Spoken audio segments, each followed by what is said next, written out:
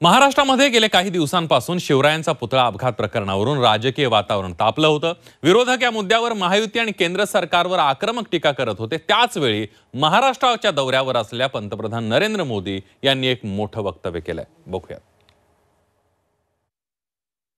मेरे आराध्य देव छत्रपति शिवाजी महाराज मैं उनके चरणों में सर झुका करके क्षमा मांगने का कर रहा हूं। पंतप्रधान नरेंद्र मोदींनी महाराष्ट्रात येऊन मागितलेली ही जाहीर माफी। मोदींनी छत्रपती शिवाजी महाराजांची तसंच शिवप्रेमींची जाहीर माफी मागितली। सिंधुदुर्गातल्या राजकोट किल्ल्यावर छत्रपती शिवाजी महाराजांच्या भव्य पुतळ्याचं मोदींच्या हस्तेच डिसेंबर 2023 मध्ये उद्घाटन झालं होतं। मात्र 26 ऑगस्टला शिवाजी महाराजांचा हा पुतळा अचानक कोसळला होता। या घटनेमुळे सर्वत्र संतापाची लाट उसळली।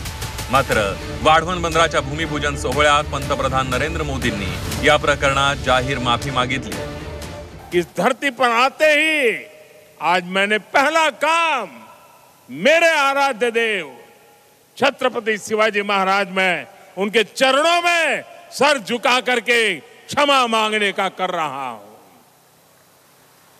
और इतना ही नहीं, जो लोग छत्रपति शिवाजी महाराज को अपने आराध्य देव मानते हैं, उनके दिल को जो गहरी चोट पहुंची है, मैं ऐसे आराध्य देव की पूजा करने वालों को भी उनकी भी सर झुका करके क्षमा मांगता हूं। मेरे संस्कार अलग है। हमारे लिए हमारे आराध्य देव से बड़ा कुछ नहीं होता है। शिवाजी महाराज हे महाराष्ट्राच्या स्वाभिमानाचं प्रतीक आहे। या प्रकरणाचा राजकीय फटका बसू शकतो याचा अंदाज आल्यानं सर्वप्रथम उपमुख्यमंत्री अजित पवार यांनी माफी मागितली। त्यानंतर आशिष शेलार आणि मुख्यमंत्री एकनाथ शिंदे यांनी ही जनतेची माफी मागितली।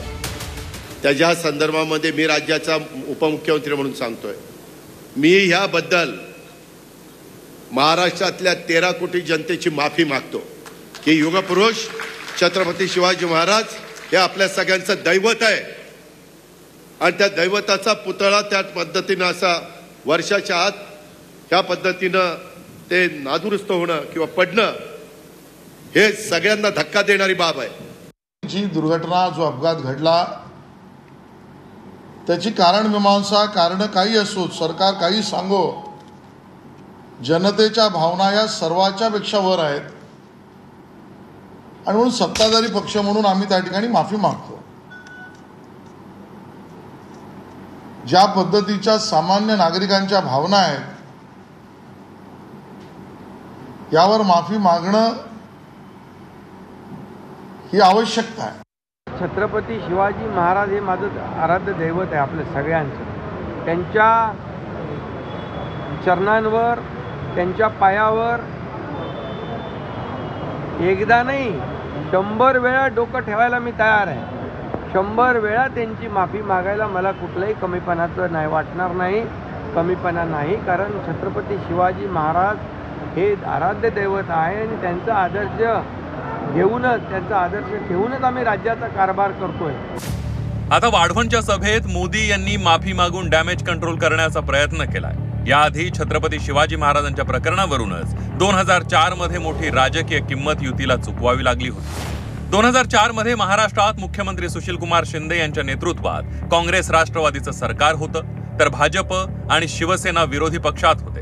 त्यावेळी जेम्स लेन या परदेशातील लेखकानं शिवाजी महाराजांबद्दल एक वादग्रस्त पुस्तक लिहिलं। जेम्स लेनच्या पुस्तकावरून राजकीय वातावरण तापलं। काँग्रेस आणि राष्ट्रवादीनं पुस्तकावर देशभरात बंदी घालण्याची मागणी केंद्राकडे केली। तत्कालीन पंतप्रधान अटल बिहारी वाजपेयी यांनी पुस्तकावर बंदी घालणं योग्य नाही असं सांगितलं। पुस्तकातील वादग्रस्त मुद्द्याचा प्रतिवाद आणखी एक पुस्तक लिहून करता येतो असं वाजपेयींनी म्हटलं। 2004च्या विधानसभा निवडणुकीत युतीच्या बाजूनं वातावरण असतानाही सत्ताधारी काँग्रेस आणि राष्ट्रवादीनं जेम्स लेनच्या पुस्तकाचा राजकीय मुद्दा बनवत पुन्हा सत्ता काबीज केली।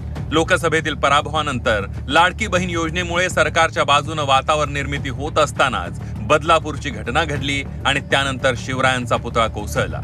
शिवरायांचा पुतळा कोसळल्याचं हे प्रकरण अंगलट येऊ शकतं याची जाणीव सत्ताधाऱ्यांना झाली होती। मात्र 2004 मधल्या इतिहासाची पुनरावृत्ती टाळण्यासाठी थेट पंतप्रधान नरेंद्र मोदी यांनीच छत्रपती शिवरायांची आणि महाराष्ट्रातील जनतेची माफी मागितली आहे. ब्युरो रिपोर्ट, झी 24 तास.